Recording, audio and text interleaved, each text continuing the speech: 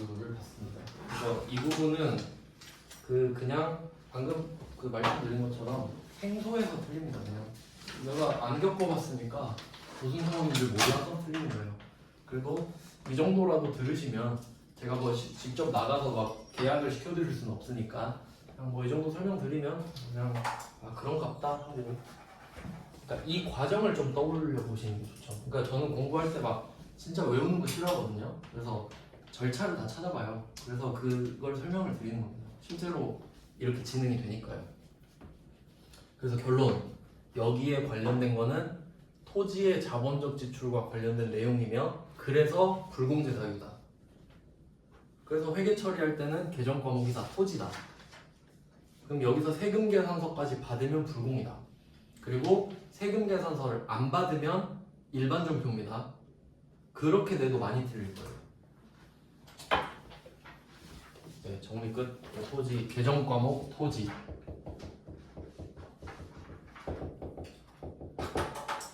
왜 그런지 생각해 볼게요. 지금 땅 때문에 샀잖아요. 땅이 평평해질 때까지 쓴 돈은 다 집어넣는다 했죠. 정지까지 해야 평평해지잖아요. 그리고 이 다음에 있을 일도 한번 생각해 볼까요? 그럼 이때 정지까지 했어. 이렇게 평평하게 땅 밀었어요. 자, 이제 여러분 뭐 하고 싶죠? 건물 짓고 싶죠? 자, 이제 첫 삽을 딱 찔렀어요. 그때 들어간 돈 계정 과목 뭘까요? 건설 중인 자산. 한번 첫 삽인데 건물을 이러면 안 돼요. 아시겠죠? 무슨 말인지. 그때부터 완성할 때까지 건설 중인 자산 갖다가 완성되면 건물로 대체하죠.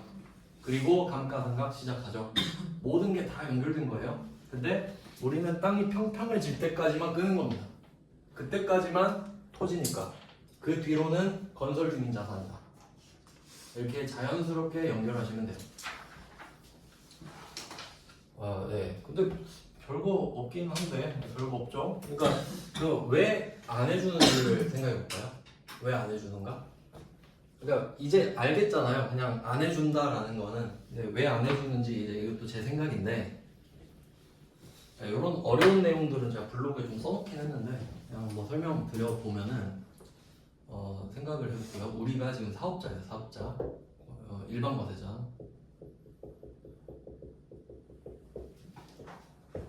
그러면 토지 한번 사볼게요. 쉬운 거부터. 토지를 샀어요. 부가가치세 안 냈죠. 그러면 내가 이 땅을 계속 쓰든가 팔든가 상관없습니다. 여기서도 중요한 거는 우리가 일반 과세자잖아요. 그럼 우리가 만들어서 파는 물건은 과세죠. 근데 지금 토지를 샀다가 토지를 팔아볼게요. 이것도 시험에 나와요. 토지를 팔았다. 문제 나옵니다. 뭘까요? 유형. 적절한 증빙을 발급하였다. 전산세무 1급 스타일. 면세. 매출 면세입니다. 이유는 면세 물건이니까. 이것도 나올 수 있어요. 그래서 이런 식으로 일반 과세자가 면세 물건을 팔아도 면세다. 이거 시험에 넣을 수 있고요. 근데 전산세무 2급에서는 계산서를 발급했다고 알려줄 겁니다. 근데 전산세무 1급은 적절한 증빙을 발급했다고 나옵니다. 안 알려주겠다는 소리지. 그리고 이제 토지 이런 번외편, 이제 번외편 비교. 이것도 이제 나올 수 있지 않나 싶은데 전산세무 1급에 나온 걸 다 알려드리는 거예요. 은행. 아까 제가 금융리스 설명드리면서 돈을 빌려주고 빌리는 걸 금융이라고 한다고 했죠. 그럼 이 은행이 대표적인 금융업 아닙니까? 그러니까 은행, 보험, 증권업을 금융업이라고 해요. 그러니까 돈놀이 하는 곳이에요, 다. 그러니까 얘네들의 본질이 뭔지 아세요? 금융업에? 그러니까 되게 멋있게 포장이 되어 있는데, 그러니까 쉽게 말하면 뭐 하냐면요. 은행에서 여러분들한테 예적금 들으라고 그러죠.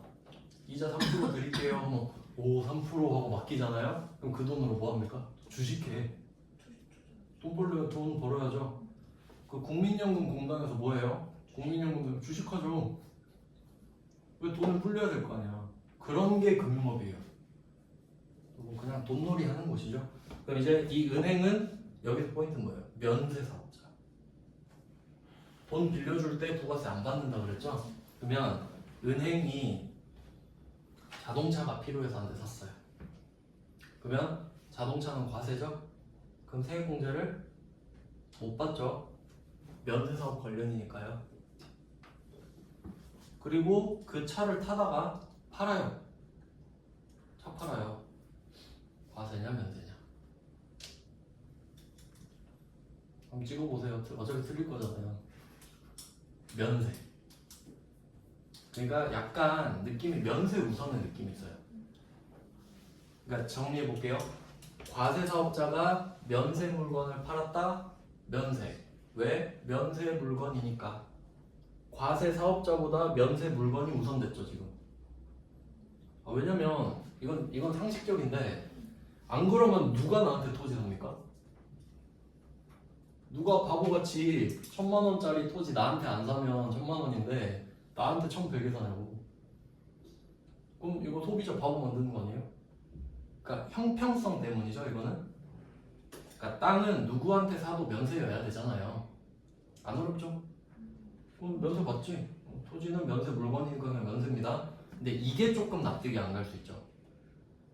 왜 은행이 과세 물건을 팔았을 때 면세를 주는 거냐?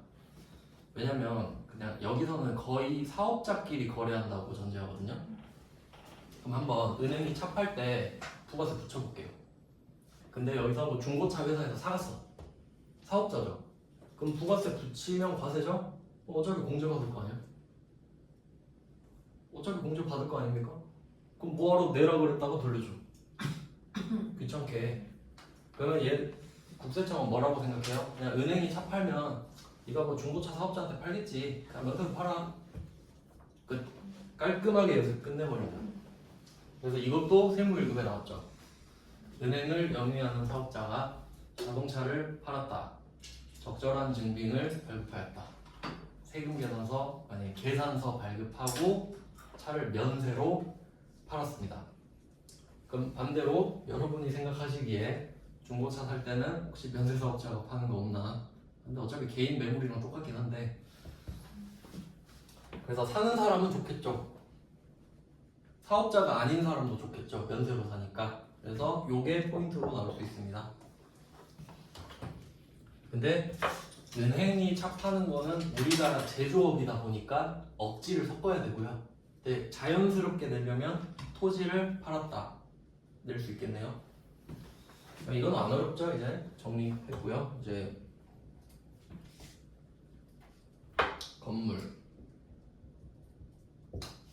건물은 당연히 과세입니다. 그러면 이거는 그냥 제 생각인데 아마 그 논리 이해하는 데 도움 되실 거예요. 그럼 내가 건물을 과세로 샀습니다. 당연히 개인적으로 쓰는 게 아니고 뭐 본사 건물이나 공장 건물로 쓰려고 산 거예요. 그러면 세액공제 되겠죠. 자, 그러면 왜 세액공제를 해주냐면요. 이거를 머릿속에 깔고 있는 거예요. 뭘 깔고 있냐면 네가 어차피 이 건물 쓰다가 팔아도 부가세 걷어서 나한테 낼 거 아니야. 그리고 사용한 건 네가 사용했으니까 그 사용하면서 부가가치 창출했겠죠. 그럼 그거 부가세 냈을 거 아니에요. 그러니까 사용한 건 사용하면서 낸 거고 팔아도 어차피 다시 부가세 나한테 페이백 할 거 아니냐. 그러니까 뭐 해줄게 이런 느낌. 그래서 세액공제를 해준다 이렇게 생각을 할게요. 해줘. 팔 때도 해줘. 살 때 해주는 이유는 팔 때 걷을 생각하고 있어서. 근데 그러니까 요거는 사용하다가 처분한 거죠. 그럼 이제 생각해 보세요. 내가 건물을 샀는데 바로 철거 각 잡아버리죠 지금? 그럼 국세청한테는 부가세를 걷을 희망이 있나요? 아니, 건물을 써서 물건을 만들든가 아니면 팔아서 나한테 부가세를 갖다 바쳐야지. 근데 그런 희망이 없잖아요 지금. 그렇죠? 아무 가능성이 없죠. 건물을 써서 돈을 버는 것도 아니고 건물을 팔아서 부가세를 나한테 갖다 바치는 것도 아닙니다. 그러면 뭐야 너 그냥 안 해줘. 희망이 없어. 그러면 나도 안 해주겠다. 그냥 저는 이렇게 생각했어요. 그러면 좀 납득이 가지 않나요? 그러니까 이 건물은 희망이 없어. 이제 철거될 거야. 그러니까 이 건물 뭔 부가가치세 내가 공제해주냐? 이렇게 된다는 거죠. 그냥 정확한 내용은 토지라서 그렇습니다. 네, 이렇게까지 하면 돼요. 토지 관련된 거는 안 해주겠다입니다. 결론. 쓰지도 않고 팔지도 않을 거니까. 이렇게 하면 다 봤나? 네. 매입세 불공제 사유들을 본 겁니다. 이제 이 부분이 회계 1급의 포커싱이 된 겁니다. 그러니까 전산회계 1급에서는 분계 위주로 다루고 부가가치세는 아주 살짝 나오는데 이 불공제 요거 위주로 내는 거예요. 그러니까 막 불공 두 문제 내고 그런 적도 있었습니다. 왜냐면 낼 게 이거밖에 없거든요. 근데 이제 세무 2급으로 가면 아무래도 수준이 좀 높아져야겠죠. 얘 짝꿍이 있거든요.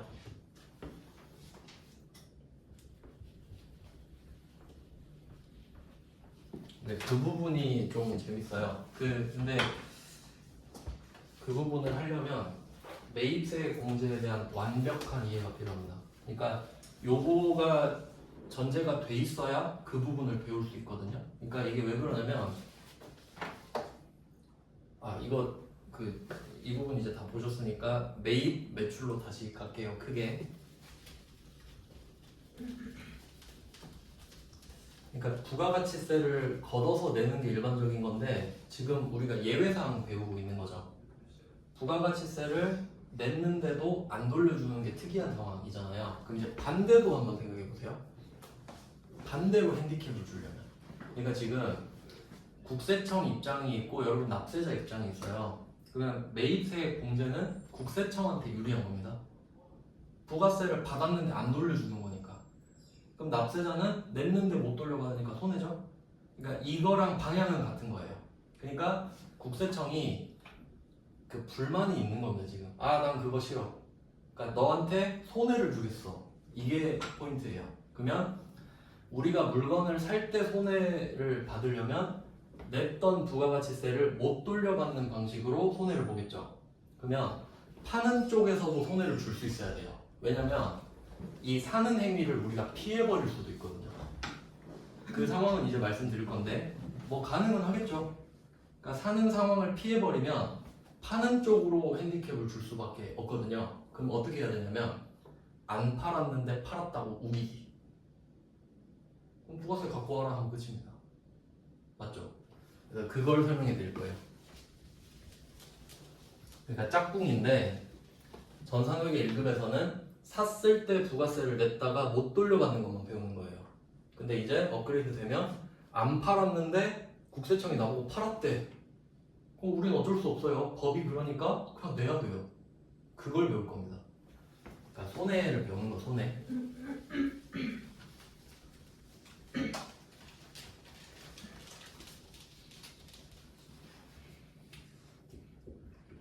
우리는 일반 과세자 그리고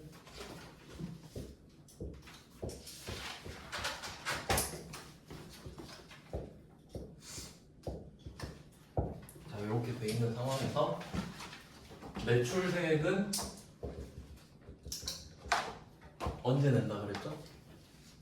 무조건 매출세액은 그냥 냅니다. 그냥 내는 거예요. 매출세액은. 심지어 증빙을 발급 안 해도 당연히 내는 거죠. 세법상 그렇게 만들어야 세금을 거둘 수 있는 겁니다. 그래서 그 물건 팔 때 전산회계 1급에서 그거 있었죠. 건별. 건별 기억나시죠? 건별은 적격 증빙이 없는데 팔았어요. 근데 부가세 내야 되잖아. 근데 이제 실무로 가보면 건별 쓸까요? 아니 누락하지 그냥. 그런 경우 있지 않아요? 저 이번에 안경 살 때도 현금으로 사면 19% 싸게 해주거든요. 자주 이용하는데 계좌이체 현금으로 뽑아서 줘요. 그거 건별 치고 있을까? 에이 누락하지. 바보가 아닌 이상. 근데 원칙은 그렇다는 거죠. 그리고 원칙 또는 세무조사 걸리면 그때 건별 찍어야겠죠. 그런 내용이에요. 건별은. 그럼 이제 매입 쪽은 이거 어제 한 거랑 이어서 해보면 첫 번째 적격 증빙을 수취해야 된다 그랬죠? 기억나나 보세요. 적격 증빙을 수취하는 게 일단 기본이잖아요. 근데 여기서 적격 증빙이 세금 계산서랑 영수증이 있다 그랬죠? 세금 계산서가 아닌 것들은 다 영수증이라고 했어요. 영수증의 개념은 종이에 공급받는 자가 안 적혀 있는 거. 그래서 여러분 마트 가서 보면 여러분 이름 없죠? 그러니까 영수증. 카드 전표랑 현금 영수증은 영수증이에요. 그러니까 세금 계산서랑 영수증이 있다. 근데 세금 계산서는 너랑 나만 한다 그랬죠. 그래서 절차가 하나 더 필요하다 했네요. 뭐죠? 합계표 작성해서 제출까지. 이게 물론 종이일 때만, 전자는 의무 없어요. 그래서 얘는 합계표 의무까지 있어서 세금 계산서를 받기만 하고 합계표 작성 안 하면 국세청이 알 리가 없죠. 당연히 안 해주는 겁니다. 그러니까 매일 세금 계산서를 안 받으면 그냥 당연히 안 되고, 받았어도 합계표에 안 적어서 제출 안 하면 또 모를 거 아니에요. 그래서 세금 계산서는 2단계가 필요하다. 근데 종이가 아닌 건 전자로 발급을 받았기 때문에 그걸 작성할 필요가 없다. 그리고 영수증은 그냥 금융감독원 기록에 다 남는다고 했으니까, 그래서 적격 증빙을 받으십시오. 근데 적격 증빙을 받아도 안 되는 걸 방금 배웠죠. 자동차, 토지. 그래서 매입세액 불공제 사유가 아닐 것.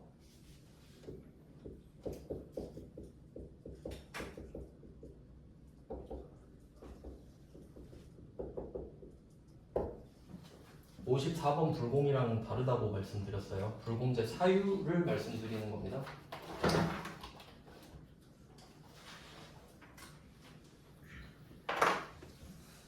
그리고 사실 그 회계 1급 정도면 여기서 끝내면 되거든요.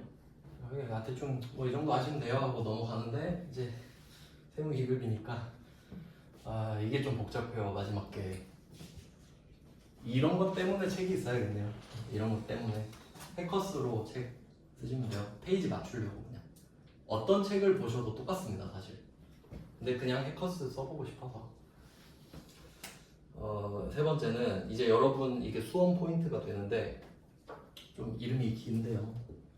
공급자가 지금 물건 사는 상황이잖아요. 나한테 물건 파는 사람, 공급자가 세금 계산서를 발급을 못하는 사람이 있어요. 공급자가 세금 계산서를 발급할 수 없는 경우가 있습니다.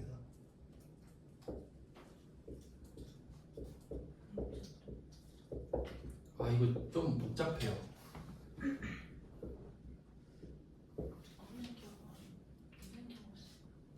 오, 감사합니다. 테스트 한 건 아닌데 딴 생각하다가 쓰면 이래요. 없어야 돼. 그럼 이렇게 생각할 수 있습니다. 세금 계산서를 발급을 못하면 당연히 못 받지, 이렇게 생각할 수 있죠. 하지만 영수증이 있잖아요. 이게 중요한 거예요. 그러니까 이 사람이 세금 계산서 발급을 못하게 돼 있어, 법적으로. 그러면 자기가 종이 사다가 발급해도 무효일 거 아니에요. 할 수는 있지만 우린 안 된다 치고, 그럼 세금 계산도 못 받을 거 아닙니까 하는데, 우리가 그 사람한테 카드 내밀 수는 있잖아요. 그럼 그 사람이 카드 전표 줄 수는 있잖아요.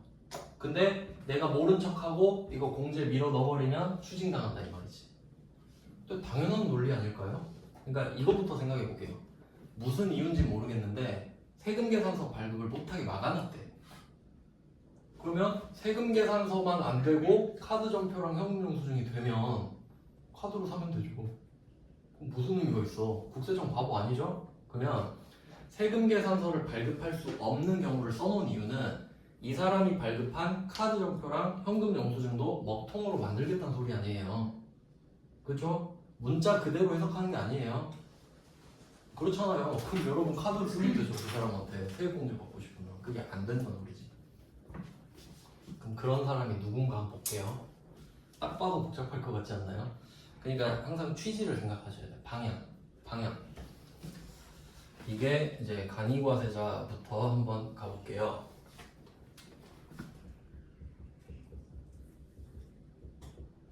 계속 제가 물어볼 거예요. 여러분 그 좀 생각해 보시라고. 간이과세자 기준 기억나요? 첫 번째 직전 연도. 작년. 왜? 올해는 안 끝났으니까. 작년으로 빨리 판단해야 되죠. 직전 연도 공급 대가. 공급 대가는 부가가치세가 포함된 가격. 그러니까 원래는 공급 가액이 원칙이지만 예외로 뺀다 했어요. 간이과세는 예외니까. 그다음에 세 번째는 1억 400 미만일까요? 이하일까요? 미만. 어떻게도 외우셔야 돼요. 미만. 그럼 미만하고 마지막 개인 사업자 이렇게 돼요. 그러면 이게 간이과세자가 성립되는 거죠. 그러니까 작년에 직전연도 어쩌고 저쩌고가 1억 400 미만이면 올해 7월 1일부터 6개월 하고 또 내년 6개월까지 간이과세자 유지. 그러니까 반씩 계속 물려서 가는 거라 그랬죠. 근데 이때 제가 특이사항을 하나 알려드렸었는데 올해 간이과세자가 유지되기 위해서는 작년 기준으로 1억 400 미만이죠. 근데 올해 4,800 미만이면 부가가치세 거둔 거 아예 안 낸다고 말씀드렸어요. 소득세는 내요. 부가가치세 거둔 것만 안 낸다고. 그러니까 이게 좀 꿀인 게 뭐냐면 그러니까 여러분이 만약에 만 원짜리 물건을 산다고 해보세요. 그럼 11,000원에 사시죠. 근데 여러분이 이 물건을 사는 사람 있잖아요. 나한테 파는 사람이 일반 과세자일 수도 있고 간이과세자일 수도 있단 말이에요. 그쵸? 근데 여러분은 상관없이 11,000원 내죠. 근데 일반 과세자는 어때요? 곧대로 1,000원 걷어서 1,000원 내죠.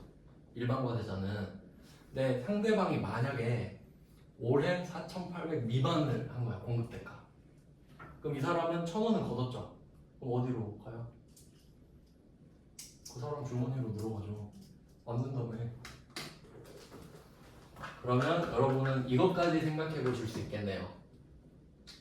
내 매출액이 만약에 조금 애매하다 그러면 현금 매출을 누락해서 얼마로 맞춘다?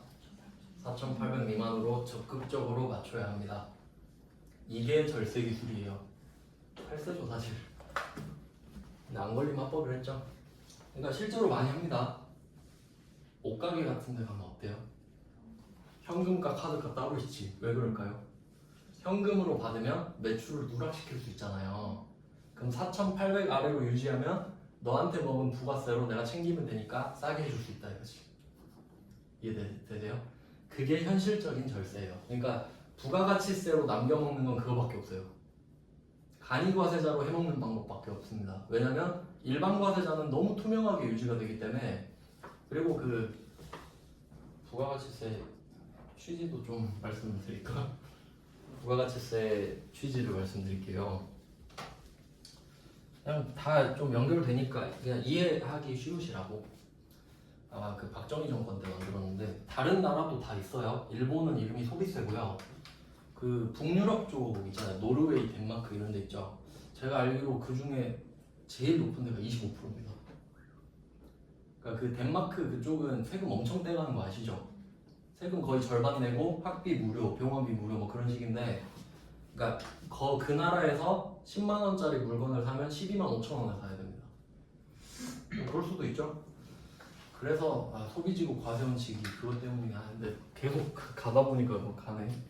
부가가치세를 이제 왜 만들었냐면 이제 사업자한테 세금을 처음에 만들면 사람들이 궁금해하죠. 내가 이 세금을 내야 되는가 안 내도 되는가. 그러면 딱 세금을 만들었는데 부가가치세를 이거 누가 내요 하니까 사업자가 낸다. 그럼 사업자들은 헉했겠죠. 또 세금 하나 늘었네 이럴 거 아니에요. 근데 가서 설명을 해줍니다. 우리가 알고 있듯이 네가 10,000원짜리를 팔면 11,000원을 걷어서 나한테 줘. 대신에 네가 이걸 팔면서 700원짜리 샀을 때 70원 내면 통 쳐줄게. 가격 차이가 너무 7,700 이렇게 했을 때 그럼 어차피 너 손해 안 보잖아. 그러면 사업자들은 헉했다가 기분 좋아지죠. 이거 내가 손해 보는 거 아니구나 하고 적극적으로 참여한단 말이에요. 이게 심리전이 진짜 대박인 게, 여러분 같으면 어떨 것 같아요? 너 세금 내. 이따가 뭔 세금이야. 근데 설명을 들어보니까 내 손해가 아닌 거야. 그럼 괜히 고맙죠. 그러면 열심히 걸어서 갖다 바친단 말이에요. 근데 여기 뭐가 숨어있는지 아세요? 이렇게 막 해서 부가가치세 내잖아요. 소득이 다 신고되는 거죠. 그런데 이걸로 소득 신고 바로 잡혀요. 그러니까 부가가치세는 미끼입니다. 부가가치세 신고하면 소득이 나와버리잖아요. 그러니까 소득세 이걸로 다 잡아내요. 누락을 못하거든. 그리고 또 안전장치 뭐 걸어놨냐면 이건 소득세에서 배우시는데 신용카드하고 현금영수증 쓰면 공제 들어가는 거 아시죠? 왜 그렇게 해놨을까요? 여러분이 카드를 긁어야 사업자가 현금 매출 누락을 안 할 거 아닙니까? 그러니까 시스템이 그렇게 다 갖춰져 있다고. 누락 못하게. 그러면 자기들이 일을 안 해도 알아서 다 걸리게 되지 않습니까? 그러니까 어마어마해요. 그러니까 요새 그 국세청 시스템 보잖아요. 진짜 아무나 뽑아도 돼요. 시스템 자체가 일을 해요. 아무나 앉혀놓으면 그냥 알아서 한다니까. 물론 기본적인 지식은 있어야겠지만 지식은 세무사 회계사가 훨씬 그렇죠. 그럼 이렇게 그런 취지예요. 결국은 이건 믿기고 네 소득을 신고해라 이거예요. 그럼 여기서 예외가 되는 사람 누구 있었죠? 면세사업자. 그럼 면세사업자 중에 의사 있죠. 의사 매출 어마어마하거든요. 그럼 어떡하죠? 의사 매출 어떻게 알지? 그래서 면세사업자는 따로 신고하라고 합니다. 2월인가 그때 사업장 현황 신고라는 게 있어요. 면세사업자는 따로 해요. 근데 딱 봐도 누락 잘 되겠죠. 그럼 뭐 자기들 사정이고요. 그러니까 면세 의사가 아무리 생각해도 짱인 것 같습니다. 다시 태어나면 의사 해야 되는데. 네. 그러니까 법을 피할 수 있는 가능성이 높은 직업이 좋은 것 같아요. 어쩔 수가 없죠. 탈세를 하면 안 되니까. 근데 그 법 죄송합니다. 법 테두리 밖에서 세금 안 내는 건 탈법이라고 하거든요. 그건 불법 아닙니다. 법에 아직 없기 때문이에요. 네, 그럼 이때 4,800만 원 미만인 간이과세자 부가가치세 안 낸다 그랬죠. 그럼 이 사람들 어마어마한 혜택 보고 있는 거 아닙니까? 그러면 뭔가 핸디캡 줘야겠죠. 너 너무 꿀 빤다. 너는 세금 계산서 발급 못하게 할게. 넌 안 돼 아무래도.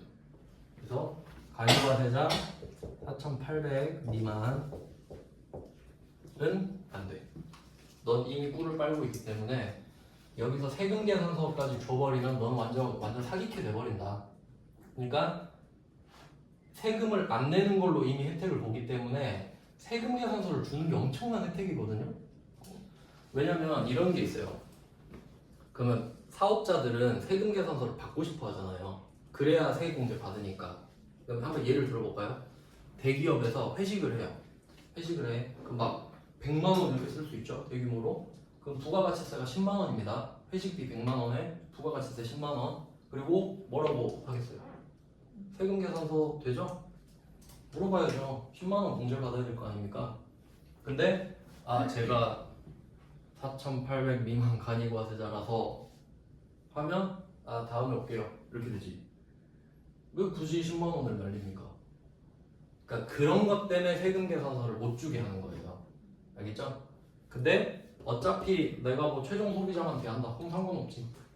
내가 옷 팔고 뭐 당구장하고 미용실하고 그런 상관없지. 그 사람들이 나한테 세금 계산서를 달라고 안 할 건데. 그러니까 그런 업종을 해서 현금 매출 4,800 미만을 만드는 게 포인트다. 그 구조를 연구하실 수 있으면 하나 하세요. 그러면 캐시플로우가 생기잖아요. 그래서 제가 보기에 스터디 카페 같은 거 많이 하는 것 같아요. 관리 진짜 안 되는데 스터디 카페는 과세고 독서실은 면세거든요. 그래서 뭐 그래요. 관이가 안 되는 이유 아시겠죠? 사기캐를 만들면 안 되니까. 너는 부가세 안 내는 걸로 끝내자. 그리고 요거까지는 안 나올 것 같아. 참고로 최초로 내가 사업자 등록을 할 때 간이과세제로 하는 사람. 그냥 그렇구나 하세요. 그냥 최초로 신고할 때 고를 수 있다 그랬죠. 왜냐면 이 사람이 사업을 시작을 안 했기 때문에 매출 규모를 너도 모르고 나도 모른단 말이에요. 그쵸? 사업자는 자기가 어떻게 알아? 국세청도 모르지. 그러니까 처음에만 딱 기회 준다 그랬죠. 골라. 그리고 내년부터 매출액 이정해 줄 거다. 이렇게 된다 그랬죠. 이건 그냥 참고하세요. 위에 게 더 중요할 것 같지 않아요? 그러면 시험에 뭐라고 나올까요? 이렇게 나와요. 세금 계산서를 발급할 수 없는 사업자에게 신용카드 매출 전표를 받았다. 일반 전표. 불공제 사유인데 일반 전표. 왜죠? 세금 계산서를 안 받았잖아요. 근데 이 사람이 세금 계산서 못 주잖아. 그러니까 문제를 그렇게 내죠. 세금 계산서를 발급할 수 없는 사업자라고 했는데 세금 계산서 받았다면 안 되잖아요. 그러니까 뭘 말하겠어요? 카드 전표나 현금 영수증을 말하겠지. 그럼 우리는 그걸 딱 보면서 아 얘가 세금 계산서 발급 못하니까 세액공제는 물 건너갔고 근데 세금 계산서 못 받으니까 불공도 못 찍네? 그럼 일반 전표 가서 붕괴 찍어주면 되죠. 그렇게 내면 많이 틀립니다. 네, 딱 정해져 있어요. 그러니까 여러분이 쉽다고 생각하는 것 말고 다 시험에 나오는 거예요. 그럴 수밖에 없습니다. 내가 쉽다고 생각하는 건 남들도 다 맞히기 때문이에요. 자, 그래서 이 정도 아시면 될 것 같고 그럼 이거는 잘 보세요. 업종을 언급하지 않았죠 제가. 뭐 제조업이라든가 소매업 이런 거 아니죠? 업종 상관없이 그냥 본 겁니다. 그냥 금액 기준으로 하기 때문에. 그리고 4,800 미만이면 일반 과세자일 수도 없죠. 그러니까 이건 사실 뻘말이에요. 간이과세자는 4,800 미만이면 당연히 간이과세자예요. 근데 그냥 말씀드리는 겁니다. 그냥. 네, 그리고 이제 항목이 좀 있는데 요거는 좀 언급을 드려볼게요. 나올 만한 거 몇 개만 하겠습니다. 시험에 나올 만한 것들은 일단 여러분이 좀 잘 기억하셔야 될 거는 소매업 중요합니다. 소매업 중요합니다. 소매업. 근데 소매업 이렇게 외우면 그냥 외우는 겁니다. 소매업이 뭔데 하면 예시를 들어볼게요. 편의점 어때요? 편의점 물건 위에서 다 보내주면 여러분한테 팔죠. 그러니까 소매점의 뜻이 뭐냐면 최종 소비자한테 물건 파는 사람. 그래서 뭐 거의 대부분인데 사실 그냥 뭐 편의점 우리 주변에 많으니까 그리고 뭐 다이소 이런 데가 소매점이에요. 한두 개는 기억하자. 그러면 이 소매업은 세금 계산서를 발급할 수 없게 놨대요. 그 이유는 대상이 누구예요? 최종 소비자잖아. 그냥 이거는 어떤 느낌이냐면 너 하지 마 그게 아니라 야 너 어차피 오는 사람들 세금 계산서 요구 안 하지? 그럼 하지 마 그냥 이런 느낌이에요. 그러니까 벌로서 하는 게 아닙니다. 그러니까 이 간이과세자는 벌이죠 벌. 야 넌 절대 하지 마라. 할 생각 하지 마 이거죠. 근데 소매업은 그게 아니라 야 너 귀찮을까봐 하지 마 이런 느낌이라고요. 아시겠죠? 그 뉘앙스를 구분하는 이유를 이제 알려드릴 거예요. 그리고 소매업이랑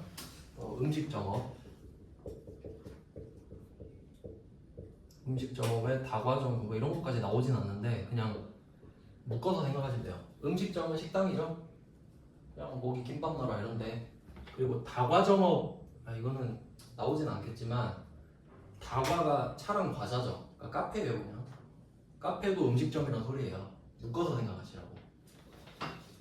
그리고 숙박업 뭐 이 정도까지는 좀 기억을 합시다. 이거는 어떤 느낌이냐? 소매업이랑 같아요. 너는 절대 하지 마 이게 아니라 야 너 오는 애들이 보니까 다 최종 소비자네. 세금 계산서 해주면 귀찮겠다. 그냥 하지 마버려.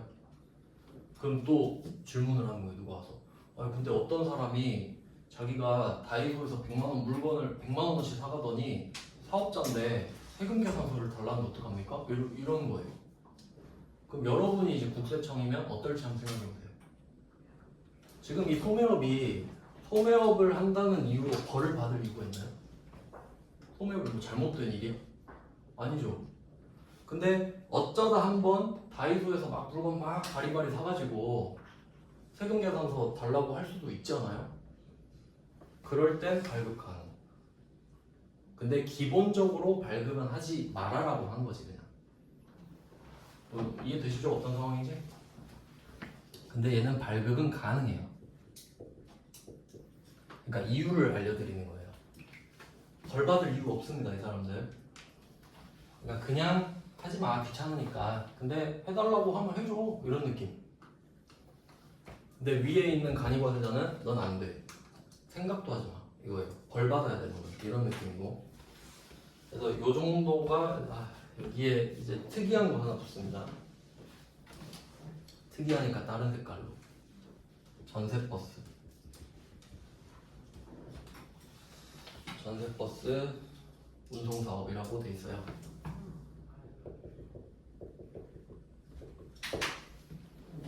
이제 내면 이런 특이한 거를 낼 겁니다. 왜냐면 윗부분은 여러분이 납득이 가능하시잖아요. 그럼 이제 이 부분은 기억을 하냐 마냐 이거고, 아래쪽은 아냐 모르냐예요. 위쪽은 기억을 하냐 마냐, 아래는 아냐 모르냐. 모르면 그냥 끝인 거죠, 얘는. 근데 이걸 확인을 하려면 타고 앞으로 가야 돼요. 이게 더 큰 사업이 뭔지. 전세버스가 사람 옮기는 거죠.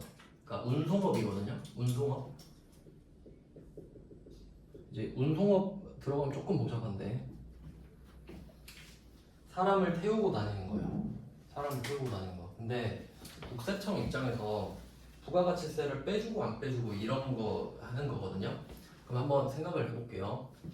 우리가 사업을 하다가, 회사 일을 하다가 출장을 갔어요. 출장을 가서 숙박할 수 있죠.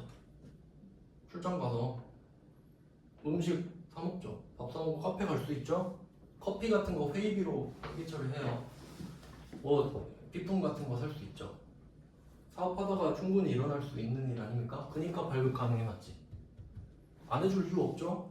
근데 물론 다 구분합니다. 실제로 그 신고할 때는 그 자기 집에서 쓰는 거, 그런 거는 그 세무조사 때나 할 수 있는 거죠, 사실. 근데 크게는 구분을 해요. 근데 운송업 생각해 볼게요. 비행기 타고 출장을 가요. 비행기 타고. 그러면 직원들은 저기 이코노미석 주고 임원들은 퍼스트 클래스 타고 가겠죠? 가격이 한 막 20배 차이 나잖아요. 그럼 이때 운송업을 어떻게 할 거냐가 되게 애매한 거예요, 국세청 입장에서. 왜냐면 이런 이슈가 있어요. 출장을 가야 돼. 아니면 뭐 워크숍 이런 거 간다 했는데, 워크숍 막 7박 8일 잡아놓고 하루 회의하고 7일 놀러 오는 거예요. 그런 일 없을까요? 차랑 똑같잖아요. 저 출퇴근할 거예요. 근데 람보르기니야. 출퇴근하고 주말에 놀러 가요. 그러니까 그런 애매한 것들은 국세청이 관리를 한단 말이에요. 그러니까 사람 실르는 거는 너 놀러 가는 거 아닐까? 내가 그걸 어떻게 알지? 애매하면 어떻게 해줄 것 같아요? 안 해주죠. 애매하면 안 해주죠. 그럼 애매하면 안 해주면 된다. 그러면 저절로 아낄 거 아니에요. 그럼 운송업은 해줄 이유가 없다는 거 아시겠죠? 왜? 애매하니까. 놀러 가면 어쩔 건데. 그러니까 국세청은 이런 거예요. 네가 놀러 가는지 일하러 가는지 구분하는 것도 귀찮다. 그냥 안 해주겠다. 그냥 안 해줄게, 이런 거예요. 변경 필요 없어. 근데 전세버스 한번 생각해 보세요. 임원들이 전세버스 타고 어디 갈까요? 퍼스트 클래스죠. 국내는 KTX 타겠죠. 맞죠? 그럼 전세버스는 언제 빌릴지 한번 생각해 볼까요? 직원들 몰아서 저기 놀러 갈 때 40인짜리 태워가지고 직원은, 그럼 전세버스 빌렸다는 건 뭐예요? 진짜 직원들 태우고 어디 갔겠죠. 그러니까 그건 해줄게, 뭐 이런 느낌이지. 제 생각이에요. 취지를 알 수가 없어요. 제가 입법하는 게 아니기 때문에. 그냥 그렇게 생각하면 좀 괜찮죠? 야, 임원 니네들이 전세버스 안 탈 거 아니냐. 그럼 KTX 비행기는 안 해줄게. 전세버스 직원들 데리고 갔겠지? 그 정도는 오케이, 이런 느낌. 승합차랑 같은 방향으로 볼까요? 9인승 왜 샀지? 직원들 출퇴근 시키려고. 전세버스 왜 했지? 직원들 데리고 갔겠지. 이런 느낌으로 어떻게든 기억하셔야 돼요. 그러니까 얘는 발급 가능으로 했잖아요, 지금. 보세요. 운송업이 갈라지죠. 근데 전세버스에서 끝나, 발급 가능이. 그럼 운송업 밑에는 어떨까요? 안 된다고. 나머지는 다 안 돼, 다. 그러면 한번 몇 개 생각해 볼까요? 비행기 당연히 안 되고, 항공 시험에 나옵니다. 항공료 안 되죠? 그러면 생각해 보세요. 우리 회사 임원이 저기 뭐 괌에 간다고 비행기표를 샀어요. 세금 계산서 받을 수 있나요? 세금 계산서 되죠? 그런데 아니요? 이러겠지. 그럼 카드 결제할게요. 카드 전표 받았어요? 항공료를 신용카드로 결제하였다. 일반 전표죠. 불공제 사유. 불공제 사유. 세금 계산서를 발급할 수 없는 경우. 발급한 건 여기 써놨고요. 얘 발급 안 되고, 되고, 안 되고. 안 되는 애. 그러니까 얘한테 세금 계산서를 받았다는 말은 할 수가 없죠. 그건 거짓말이죠. 내 카드 전표 받았다, 현금영수증 했다. 가능하죠? 일반 전표. 그렇게 된다는 겁니다. 그러니까 이거 조심하셔야 돼요. 세금 계산서를 발급할 수 없기 때문에 세금 계산서는 못 받아요. 근데 불공제 사유잖아요. 그러니까 얘는 일반 전표라고. 일반 전표. 그러니까 이건 해면 뭐 다 틀리죠.